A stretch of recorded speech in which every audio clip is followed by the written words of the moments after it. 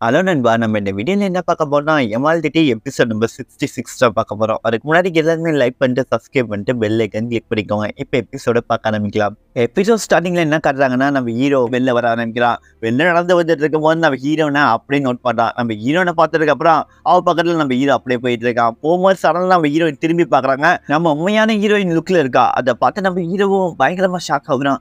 ஆஞ்சி நீ திரும்பி வந்துட்டியேங்கிற மாதிரி கை வைக்கலாம்னு பார்க்குறான். அப்போ சடனாக இன்னொரு பெல் அடிச்சா நம்ம ஹீரோ நிதானமனைக்கு வந்துதான். இந்த ஹீரோயின் இருக்கால அவள் நார்மலாக இருக்கா இந்த வேரியன்ட் மாதிரியே. அதை பார்த்ததுக்கப்புறம் நம்ம ஹீரோவும் என்னடா அதுங்கிற மாதிரி யோசிச்சுட்டு இருக்கான். அப்போ நம்ம ஹீரோ என்ன கேட்குறாங்கன்னா இந்த பெல் எடுக்க அடிக்கிறாங்கிற மாதிரி கேட்டுட்டு இருக்கா. அதுக்கு நம்ம ஹீரோ என்ன சொல்றேன்னா இந்த பெல் அடிக்கிறதுக்கு ஒரே காரணம் நான் டோர்னமெண்ட் ஸ்டார்ட் ஆயிடுச்சுன்னு இருக்கேன். சரி என்ன ஃபாலோ பண்ணி வாங்குற மாதிரி கூப்பிட்றா. நம்ம ஹீரோ முன்னாடி நடந்து போயிட்டு இருக்கா. சடனாக திரும்பி நீ என்ன தாண்டி எங்கேயுமே போகக்கூடாது, எனக்கு எப்பயுமே என் கண்காணிப்புல நீ இருக்கணுங்கிற மாதிரி சொல்லிட்டு போறான். அதை கேட்டதுக்கு அப்புறம் ஹீரோயின் இவளுக்கு வேற வேலையே இல்லடாங்கிற மாதிரி சொல்லிட்டு அப்படியே ஃபாலோ பண்ணிட்டு இவ்வளவு போக ஆரம்பிக்கிறான். நம்ம ஹீரோனும் அந்த காம்படிஷன் நடக்கிறதுக்கு போயிட்டு இருக்காங்க. நடந்து காட்டு வெளில நடந்து போயிட்டு இருக்காங்க. நம்ம ஹீரோயின் எல்லாம் பார்த்து புதுசா இருக்கும்ல இந்த இடம்லாம், அதெல்லாம் அப்படியே சுத்தி பார்த்துக்கிட்டே வந்துட்டு இருக்கா. அப்ப நம்ம ஹீரோக்கு முன்னாடியே சில தசுவாஸ் நடந்து போயிட்டு இருக்காங்க. அவங்க எல்லாம் என்ன பேசிக்கிறாங்களா, சீக்கிரமா போப்பா அந்த காம்படிஷன்ல அவங்க கத்துக்கிட்டே ஆகணும். அதுவும் இல்லாம நீ கேள்விப்பட்டியா இல்லையா, நம்ம பெரிய பெரிய சீனியர்ஸ்லாம் வந்து அட்டாக் பண்ண போறாங்களா, அந்த லிஸ்ட் டாப்ல வரதுக்கு என்ன வேணா பண்ணுவாங்களா, கேள்விப்பட்டியா இல்லையா. அதை கிட்ட இன்னொருத்த என்ன சொல்றேன்னா, எப்படிப்பா அதை எப்படி விட்டு கொடுப்பாங்க நீ நினைக்கிற, ஏன்னா இந்த வாட்டி எல்லாருமே பயங்கரமா ட்ரைனிங் எடுத்திருக்காங்க அவுட் சைட்ல.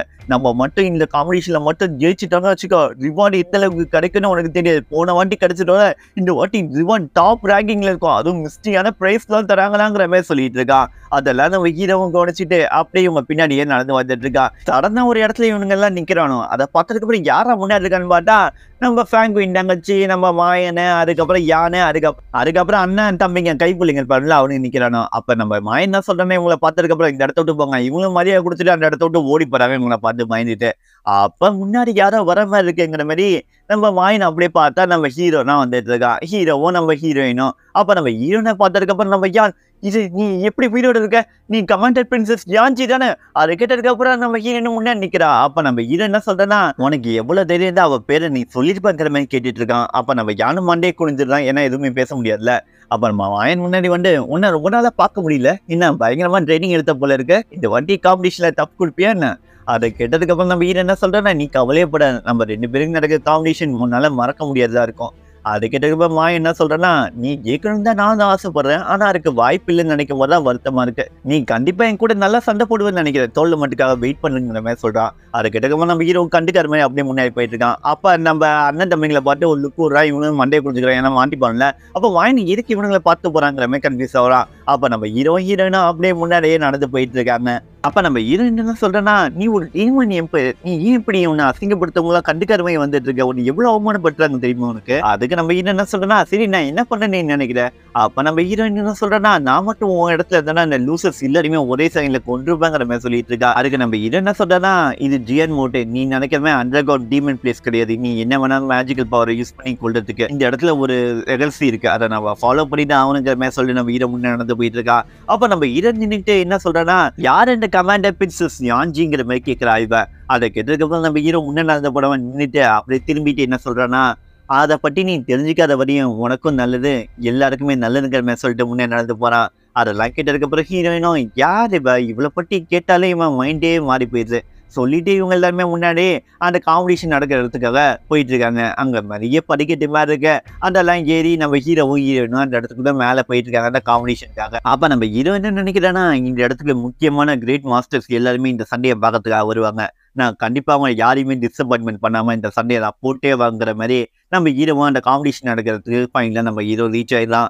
அந்த இடத்துல பார்த்தா நிறைய டிசபிள்ஸ் அந்த இடத்துல கூட்டமா இருக்காங்க. அந்த இடத்துல ஒரு எரிநாள் ஃபுல்லாவே ஒரு மந்திர வலைகளா போட்டு வச்சிருக்க மாதிரி இருக்கு. அதெல்லாம் பார்த்து நம்ம ஹீரோ ஆச்சரியப்பட்டுட்டு இருக்காங்க. அங்க இருக்க நிறைய பீப்புள்ஸ் வந்திருக்காங்க அந்த இடத்துக்கு இந்த காம்படிஷனை பார்க்கறதுக்காக. அப்ப அங்க இருக்கவங்க எல்லாருமே என்னப்பா இந்த எரிநாளே பார்க்கறதுக்கு பயங்கரமா இருக்கு, இந்த வாட்டி சண்டை எல்லாம் வங்கமா இருக்கும்னு நினைக்கிறேன், இந்த இடத்துல சண்டை போடுறதே ஒரு பெருமைதாங்கிற மாதிரி சொல்லிட்டு இருக்காங்க. அப்ப நம்ம ஹீரோவும் முன்னாடி நடந்து போயிட்டு இருக்கான். இந்த காம்படிஷன் ரொம்பவே டிஃபிகல்ட்டா இருக்கும்னு நினைக்கிறேன், நினைக்கிறேங்கிற மாதிரி சொல்லிட்டு போயிட்டு இருக்கான். அப்ப மேல ஒரு பெரிய கல்லு மேல பேர்கள்லாம் எழுதி வச்சிருக்காங்க. அந்த லிஸ்ட்ல யார் யார் சண்டை போட போறா, இந்த மாதிரி சண்டை நடக்க போறங்கிற மாதிரி அந்த டாப் 2 லிஸ்ட் எல்லாம் பார்த்துட்டு இருக்கான் நம்ம ஹீரோ. அப்ப நம்ம ஹீரோ பேர் சொல்லி யாரோ கூப்பிடுறாங்க சொல்லி திரும்பி பார்த்தா நம்ம சின்ன பொண்ணா என்ன எனக்கு முன்னாடியே வந்துட்டேங்கிற மாதிரி கேட்டுட்டு இருக்கா. அந்த எழுதரும் அந்த இடத்துல தான் இருக்காங்க, அந்த சின்ன பொண்ணு சீனியரும் இருக்காங்க. அதை பார்த்ததுக்கு அப்புறம் எல்லாருக்குமே நம்ம ஹீரோ மரியாதை கொடுத்துட்டு இருக்கான். அப்ப அங்க இருக்கிற எழுத என்ன சொன்னா ஃபாங்க உன்னை பார்த்து ரொம்ப நாள் ஆச்சுங்கிற மாதிரி கேட்டுட்டு இருக்காங்க. அப்ப அந்த சின்ன பொண்ணு நம்ம ஹீரோ திரும்பி உங்களுக்கு தான் நம்ம ஹீரோ வழக்கு போல மூஞ்சி திருப்பிக்கிறா. அப்ப நம்ம ஹீரோ என்ன சொல்றோம்னா இப்ப சுத்தமாவே எங்களுக்கு டைம் இல்லைன்னு நினைக்கிறேன், காம்படிஷனுக்கு ஃபர்ஸ்ட் நான் போய் ரெடி ஆகணும், எழுதுனா இந்த இடத்தோட போறேங்கிற மாதிரி சொல்றாங்க. அதை கேட்டதுக்கப்புறம் எழுதுனா சொல்றாங்கன்னா உன் காம்படிஷன் பார்க்க காத்துட்டு இருக்கேன், உன் வெற்றியை பார்க்க. அதை கேட்டதுக்கப்புறம் நம்ம ஹீரோ கண்டிப்பாங்கிற மாதிரி சொல்லிட்டு அப்படியே மேலே பறந்து போறான் நம்ம ஹீரோவும். அப்ப நம்ம சீனியரும் எழுதுது, அதுக்கப்புறம் எல்லாருமே பறந்து ஒவ்வொரு இடத்துக்கு போறாங்க. ஒவ்வொரு ஆளுக்கு ஒவ்வொரு லொகேஷன் கொடுத்துருக்காங்க உங்களுக்கு. அந்த இடத்துல எல்லாருமே நின்றுட்டு இருக்காங்க. நம்ம ஹீரோவும் அவனுக்கு அந்த லொகேஷன் நின்றுட்டு இருக்கான். பக்கத்துலயே பார்த்தா நம்ம மாயனு யானை அப்போ ஃபேங்குவின் நகைச்சிலாம். அதுக்கப்புறம் பார்த்தா இந்த பக்கம் ஆப்போசிட்ல நம்ம எழுதுறது, அதுக்கப்புறம் சின்ன பொண்ணு அந்த சீனியர்ஸ் எல்லாம் இருக்காங்க. சின்ன பொண்ணு சீனியரை பார்த்து யாரோ ஒருத்தவங்க மறைக்கிற மாதிரி இருக்கு. இந்த பொண்ணுக்கும் இவங்களுக்கும் ஆகாது போல இருக்கு. அந்த பொண்ணு பக்கத்துல நம்ம லீ இருக்காரு. அப்ப அவர் என்ன சொல்றேன்னா காம்படிஷன் நடக்கவே கொஞ்சம் அமைதியாரு. அதை கேட்டதுக்கப்புறம் இந்த பொண்ணு அமைதியதா. அதுக்கப்புறமா எல்லாருமே காத்துட்டு இருக்காங்க. அதுக்கப்புறமா சின்ன பொண்ணு எழுதுற வந்து நம்ம சின்ன பொண்ணு என்ன சொல்றாங்கன்னா அவங்க இனிமேலாம் ரொம்ப சீரியஸா சண்டை போடுவாங்க, அதனால விளையாடாம சண்டை போடு. அதை கிட்ட சின்ன பொண்ணு எனக்கு புரியுது நீங்க என்ன சொல்றீங்க, எத்தனை வாட்டி இதே சொல்லுவீங்க, நான் சீரியஸா சண்டை போடுவேன். அதுக்கப்புறம் அந்த எழுத நம்ம சின்ன பொண்ணு சீனியர்த்த நீ கொஞ்சம் கேர்ஃபுல்லாவே இது, இந்த வாட்டி நீ பர்ஃபெக்டா உன் ஸ்டெட் போல எனக்கு எந்த ஒரு சந்தேகமும் இல்லை, ஆனா இந்த வாட்டி ரொம்பவே கேர்ஃபுல்லா அது. அதுவும் இல்லாம ஃபாங்கான் அவன் கிட்ட ஏதோ டிஃப்ரெண்டான ஆரம் ஃபீல் ஆகுது, அது ரொம்பவே பர்ஃபெக்டா இருக்கிற மாதிரி இருக்கு, அதனால அவன் ரொம்பவே பவர்ஃபுல்லா இருக்க மாதிரி இருக்கு, அவன் கூட சண்டை பண்ணுவோம் கேர்ஃபுல்லாவே இரு. அதுக்கு அந்த சீனியரே எனக்கு நல்லாவே புரியுது நீங்க என்ன சொல்ல வரீங்க, என்னை பத்தி நீங்க கவலைப்பட தேவையில்லைங்கிற மாதிரி அந்த சீனியர் சொல்லிட்டு இருக்காங்க. அந்த இடத்துல பயங்கரமா ஏதோ ஒரு சட்டம் கேட்கிற மாதிரி இருக்கு. அதை பார்த்ததுக்கு அப்புறம் சுத்தி இருக்கவங்க எல்லாருமே திரும்பி பார்க்க ஆரம்பிக்கிறாங்க. அந்த இடத்துக்கு நம்ம குள்ள எழுதுறதுதான் வராது. வந்ததுக்கு அப்புறம் என்ன சொல்றதுன்னா இந்த காம்படிஷன் ரொம்பவே டஃபா போகும்னு நினைக்கிறேன், இருந்தாலுமே உங்க ஸ்கில் எல்லாருமே நீங்க காட்டுவீங்கன்னு நினைக்கிறேன். இங்க இருக்கிற ரூல்ஸ் எல்லாம் ஆல்ரெடி நம்ம ஜியான் போட்டில் செட் பண்ணதுதான், அந்த ரூல்ஸ் படி எல்லாருமே சண்டை போடுங்க. இந்த செலெக்ஷன் ரொம்பவே கஷ்டமா இருக்கும், இருந்தாலும் உங்க எல்லாருமே நம்பிக்கை இருக்கு, உங்களோட ஃபுல் எஃபர்ட் கொடுப்போம். அதுவும் இல்லாமல் உங்களுக்கு கிடைக்க போகிற ரிவார்ட் நீங்கள் எதிர்பார்க்காத ரிவார்டாக இருக்க போகுது. அதனால உங்களோட ஸ்மார்ட்னஸும் டாப் லிஸ்ட்டில் எப்படி முதல் இடத்துல வருதுங்கிற மட்டும் யோசிச்சிங்கன்னா உங்களுக்கு அந்த ஸ்பில் கிடைக்குங்கிற மாதிரி ஒரு ஸ்பில் பேரை சொல்லி அவங்க கொடுக்குற மாதிரி சொல்கிறாங்க. அதை கேட்டதுக்கப்புறம் சுற்றி இருக்கவங்களாம் என்ன அந்த ஸ்பில் தராங்களா, அது ரொம்பவே பவர்ஃபுல், அது ரொம்ப சென்சிட்டிவான ஒரு ஸ்பில், அது மட்டும் நமக்கு கிடைச்சுன்னா நம்ம லைஃப் லைன் கூட நம்ம அதிகப்படுத்திக்கலாங்கிற மாதிரி அங்கே இருக்கவங்க எல்லாருமே ஆச்சரியப்பட்டு பார்த்துட்டு இருக்காங்க.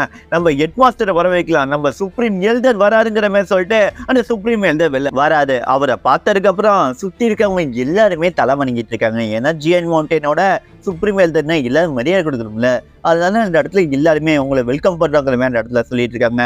அப்ப நம்ம ஹீரோயினும் இவருதான் இந்த ஜிஎன் மவுண்டன் சுப்ரீம் எல்டரா, எல்லாருமே இவருக்கு இந்த அளவுக்கு மரியாதை கொடுக்குறேன்னா கண்டிப்பா ரொம்ப சக்திசாலியா தான் இருக்கணுங்கிற மாதிரி நம்ம ஹீரோயினும் அவ அந்த சுப்ரீம் எல்டரை பார்த்துட்டு இருக்கா. அப்ப அந்த சுப்ரீம் எல்டர் என்ன சொல்றாருன்னா இந்த காம்படிஷன் இப்ப ஸ்டார்ட் ஆக போகுது, இந்த ஈவெண்ட் ரொம்பவே இன்ட்ரெஸ்டிங்கா போகும்னு நினைக்கிறேன், இங்க இருக்கிற டெசிபல்ஸ் மேல எல்லாம் எனக்கு ஒரு நம்பிக்கை இருக்கு, கண்டிப்பா உங்களோட முழு திறமையை காட்டி இந்த இடத்துல சண்டை போடுவீங்க நான் எதிர்பார்க்குறேன், உங்க டேலண்ட் என்னன்னு பார்க்கலாங்கிற மாதிரி சொல்லிட்டு அந்த இரினால் ஃபுல்லா ஒரு மேஜிக்கல் ஸ்டீல் இது மாதிரி ப்ரொடக்ஷன் ஸ்டீல் இது மாதிரி போடுறாங்க. ஏன்னா அந்த இடத்த சுற்றி நிறைய பேர் பார்க்க வந்துருக்காங்க, இவங்க போடுற சண்டையால மற்றவங்களுக்கு எந்த பாதிப்பும் வரக்கூடாதுங்கிற மாதிரி சொல்லிட்டு ஒரு ப்ரொடக்ஷன் ஸ்டீல் மாதிரி அந்த இடத்துல போடுறாங்க. அதை பார்த்ததுக்கு அப்புறம் அந்த ஸ்டீலோட வைப்ரேஷனே பங்கமா இருக்கு. அதுக்கப்புறம் அந்த இடத்துல ஒரு மேஜிக்கல் பீகாக் வருது. அது என்ன பண்ணுறதுன்னா அந்த இடத்துல ஒரு இருட்டு மயமா இருக்குல்ல, அந்த இடத்துல வெளிச்சம் கொடுக்குறோங்கிறதுக்காக அந்த பீகாக்கை அப்படியே ஒன்று வானத்துல பறக்க வச்சு அந்த இடத்துல ஒரு பயங்கரமான வெளிச்சத்தை உண்டாக்குறாங்க. ஏன்னா பர்ஃபார்மன்ஸ் எல்லாமே கொஞ்சம் கிளியரா இருக்கிற சண்டை போடுறதுக்கு எல்லாருக்குமே, அதனால்தான் இந்த இடத்த அப்படியே ஒரு சம வெளிச்சமான இடமா மாட்டாங்க. சுற்றி இருக்கவங்க எல்லாருமே ஆச்சரியப்பட்டு பார்த்துட்டு இருக்க மாதிரி அந்த எழுத என்ன சொல்றாருன்னா உங்களோட பெர்ஃபார்மன்ஸ் எல்லாமே பெட்டரா இருக்கும்னு நினைக்கிறேன், நீங்க கண்டிப்பா உங்களை முழு முயற்சியா சண்டை போடுங்கன்னு சொல்லிட்டு அந்த இடத்த விட்டு மறைஞ்சு போறாரு. அப்ப அந்த எழுத என்ன சொல்றாருன்னா காம்படிஷன் அபிஷியலா ஸ்டார்ட் ஆயிடுச்சு, முதல்ல யார் சண்டை போட வரீங்கிற மாதிரி கேட்கறாங்க. எல்லாருமே ஆர்வமா அந்த இடத்துல நின்றுட்டு இருக்காங்க. இதோட இந்த எபிசோட் முடிஞ்சிடு.